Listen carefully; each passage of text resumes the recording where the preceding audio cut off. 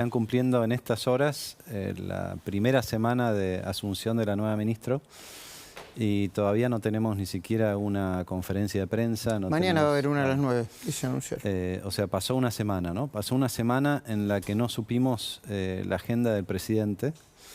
El presidente reapareció 6 días después de un silencio hermético, en una fecha tan importante como la fecha patria, el 9 de julio.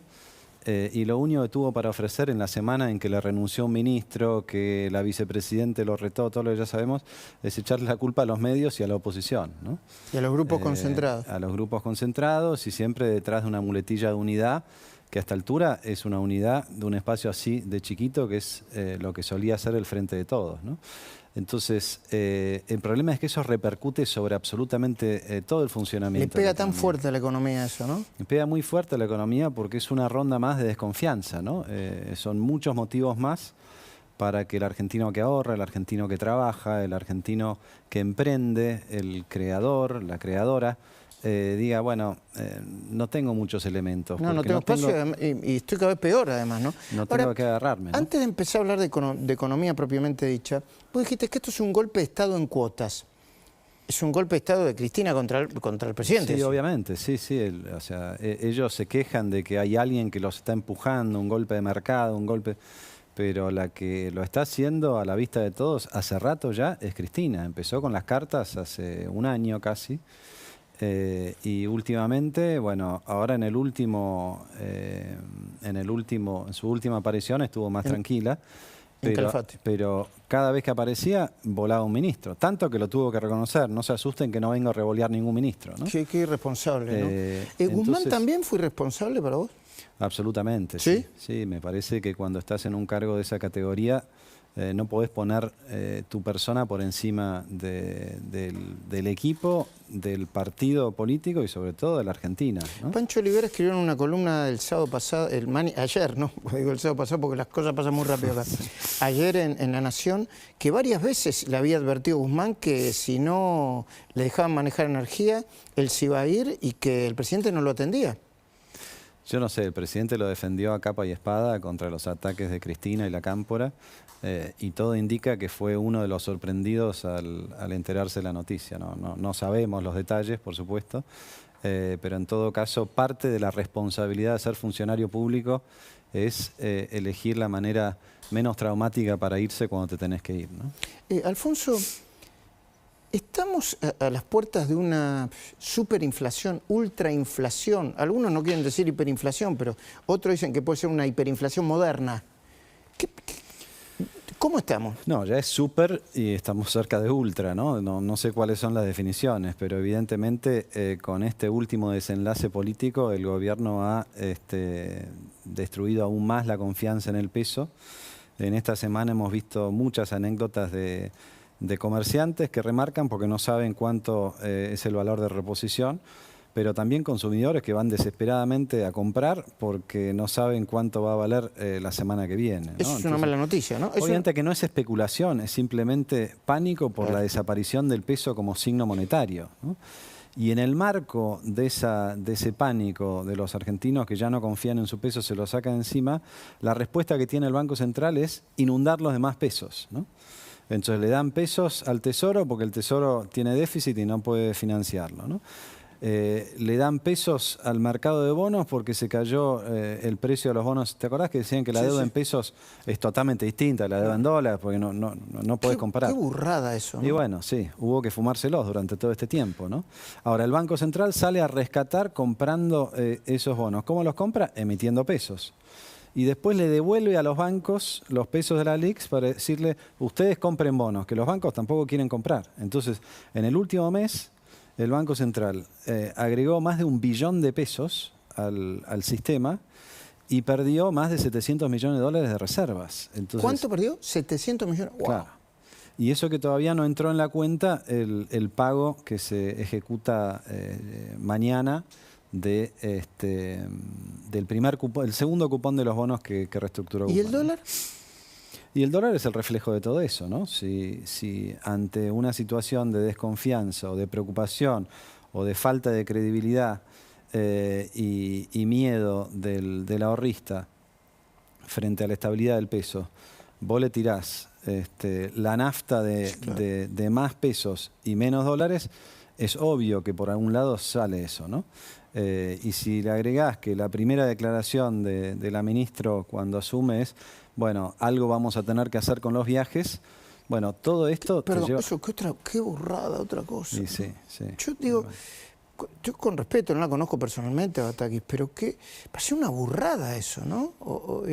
Y la burrada de Cristina diciendo que la ciudad de Buenos Aires produce menos dólares sin tener en cuenta que la venta de los servicios es un eje de productividad clave hoy para el mundo, ¿no? No, y la burrada de venir con un cuadro que le habrá preparado Kicillof, donde muestra la formación de activos externos.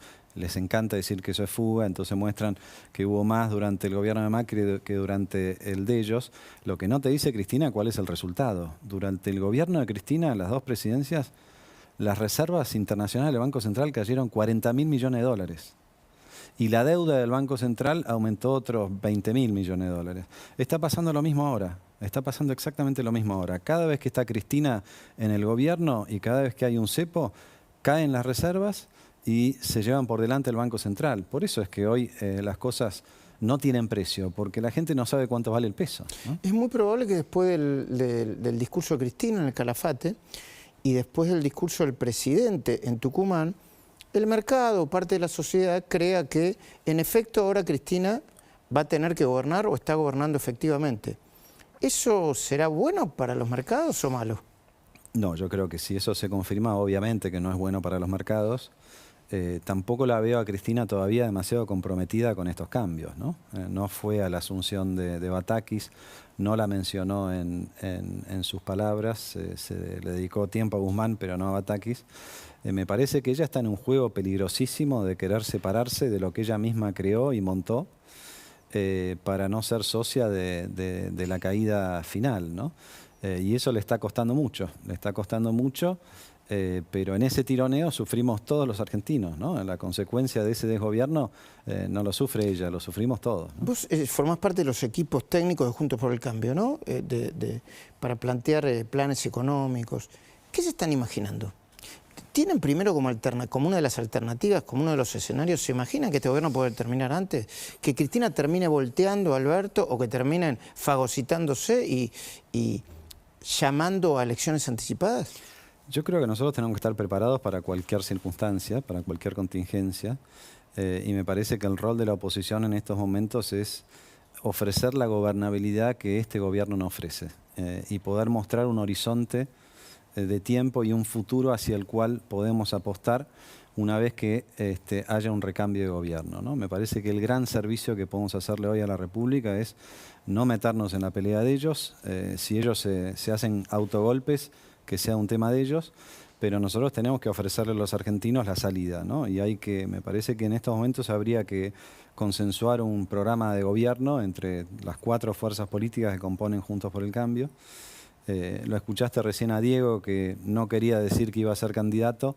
Me parece que no es momento para hablar de candidaturas realmente. Creo que la candidatura, primero, distrae la posibilidad de tener un programa consensuado.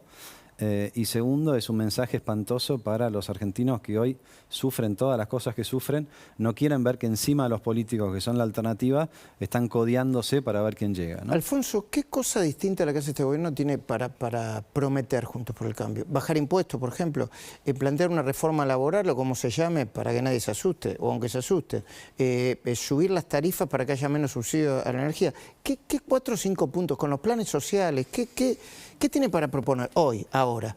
Bueno, por de pronto tener un programa creíble, o tener un programa, por empezar, porque este gobierno no tiene un programa, ¿no? Parte del problema es ese. Hay una segunda cuestión que es muy importante, que es la independencia del Banco Central. Creo que ha quedado demostrado que cuando el Banco Central es el apéndice del Tesoro, bueno, suceden estas cosas, ¿no? Entonces hay que cambiar la carta orgánica del Banco Central, hay que volver a la carta orgánica que teníamos nosotros cuando nosotros estábamos en el Banco Central. En el 2012 Cristina la cambió. Fíjate que cuando volvés al 2012 ves cuál era el programa que tenía en la cabeza Cristina, ¿no? Democratización de la justicia, se quería llevar puesta la justicia, se quería llevar puesta a Clarín y a los medios. Sí. empezó con la estatización de YPF, pero básicamente iba por la propiedad privada. Y manotear la reserva del Banco Central. Y manotear el Banco Central, ¿no? Y estamos sufriendo esas consecuencias y varias otras. Pero te decía, es muy importante la independencia del Banco Central, poner en el directorio del Banco Central gente idónea, pero que no tenga vínculos con la política y darle una tarea simple y sencilla que es bajar la inflación. Y obviamente la baja del gasto público. Y en ese sentido, ahora vamos a hablar de eso, Alfonso, yo quiero invitar a Silvina Martínez que me cuente un poco lo que pasa con el tema de los permisos para discapacitados y sobre la discapacidad en general. Y que analicemos eso, porque eso se suma a los empleados públicos que entran de manera permanente. Cuando asuma el gobierno que asuma, se va a tener una bola de gasto así que no sé cómo la va a desarmar. Pero nos contás un poco qué investigaste y qué pudiste obtener, Silvina. Sí, exactamente. Bueno, fíjate que Alberto habló de crisis de crecimiento. Yo te voy a contar los verdaderos números del crecimiento, dónde están. Desde que asumió Alberto Fernández, se duplicaron las altas de pensiones por discapacidad y los certificados para libre estacionamiento para discapacidad. Mira, te muestro la primera placa. Altas históricas de pensiones no contributivas. Durante el gobierno de Cristina, 2012-2015, todos los gobiernos Néstor, Cristina, promedio anual 142.290 pensiones existieron en ese momento. 2016-2019, 40.799 pensiones. Ahora, 2020-2021, Alberto ni bien asumió, otra vez 75.510 pensiones. Otra vez comienza a aumentar este número. Mirá la cantidad, te voy a contar ahora, de personas que están con discapacidad certificada. Hay que entender que discapacidad puede ser motriz, puede ser psicológica, psiquiátrica, digamos, diferentes grados de discapacidad que establece una ley que da un 70% para que se otorgue este disculpame certificado. Disculpame que revolé impresiones, pero yo cada vez veo más autos con el signo del discapacitado. Ahora lo vamos a ver. Dale. Ahora te lo voy a contar. Mirá la cantidad de personas con discapacidad certificada. El 2003 al 2015 pasó de 75.585 personas que contaba el Estado como con discapacidad a 1.034.743. ¿Hubo una guerra en el medio? Claro, bueno, en el 2016-2018, gobierno de Macri, 1.042.945. Al 2021, 1.493.225. O sea, en medio de la pandemia, evidentemente, crecieron las cantidades de personas con discapacidad o algo pasó. Esto que vos decías recién, los certificados emitidos para la libre circulación y el libre estacionamiento, ¿no? Bueno, mirá los datos, lo entrega el Estado.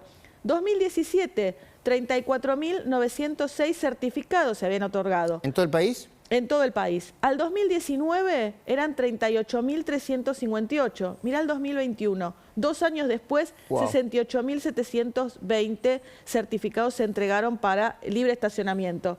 Por último, ¿cuál es el organismo encargado de controlar y de dar estos certificados? La Agencia Nacional de Discapacidad. Y acá te voy a contar el presupuesto, que es lo que hablabas vos, el gasto público. En el 2022...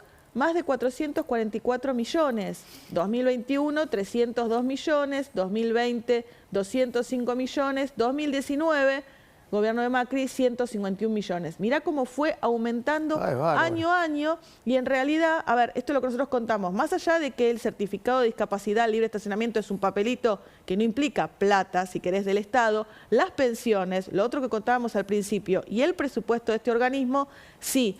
¿Qué hizo este gobierno? Cambió la normativa, la reglamentación y fue más flexible, entre comillas, para otorgar estas pensiones y estos certificados. Gracias, Silvina. Usan el Estado como un reino, ¿no? Absolutamente. Es un grave problema. Como un botín. Como un botín. Y vos ves que muchos de ellos tienen... La carrera política es la carrera de estar prendidos pasan de ministro nacional a secretario de un municipio para después aguantar ahí y volver, ¿no? Pero sin ir más lejos, yo no, por ahí es una técnica, no lo creo, ¿no? Batakis, esto es una carrera, no pasó pero ni por un kiosco.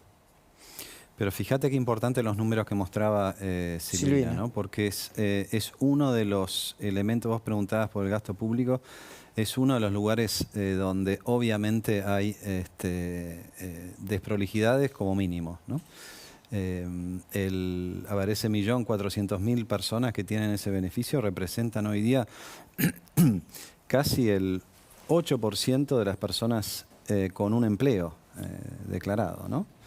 Entonces, como bien dijiste vos, no hay aún los países que tuvieron guerra no tienen tanta cantidad o porcentaje de certificado de discapacidad. Exactamente, ¿no? y es bastante obvio lo que está pasando ahí, es bastante obvio cómo explotó a partir del 2004-2005 y es bastante obvio cómo se volvió a acelerar, ¿no? Alfonso, vos fuiste ministro de Hacienda, ¿no? Cuando asumiste, ¿no tenías en los bordes del escritorio para afuera o cerquita un montón de empleados de la cámpora? Había, sí, por supuesto, estaban todos los ministerios ¿Copados? intervenidos y copados. No los teníamos en las partes más ejecutivas. Y de hecho nosotros cuando asumimos, esto no se conoce demasiado, pero puedo aprovechar la oportunidad para decirlo. Dale. Nosotros redujimos el plantel del ministerio en un 15% en ese año que estuvimos, ¿no? Un poco en línea con esto que vos estás planteando. Identificamos que había muchos cargos que habían crecido innecesariamente en el último tiempo, en el ¿no? último tiempo. Y bueno, les dimos la posibilidad de irse y achicar efectivamente ese plantel. Y el ministerio funcionó perfectamente con ¿Qué van a esos hacer ahora? empleados. Porque yo estoy viendo que me parece que como nunca, entre la pandemia, la desesperación, el hecho de que hay tres maxiquioscos, ¿no? Sí. Cristina por un lado, Alberto por el otro, Massa por el otro, van a colonizar el Estado. ¿Qué van a hacer ustedes con eso? Es muy probable que hagan eso y bueno, tenemos que estar atentos para que eso no suceda, ¿no? Y después, pensando hacia adelante, hay que tener una regla fiscal donde demos cierta tranquilidad de que estas cosas no se van a repetir, ¿no?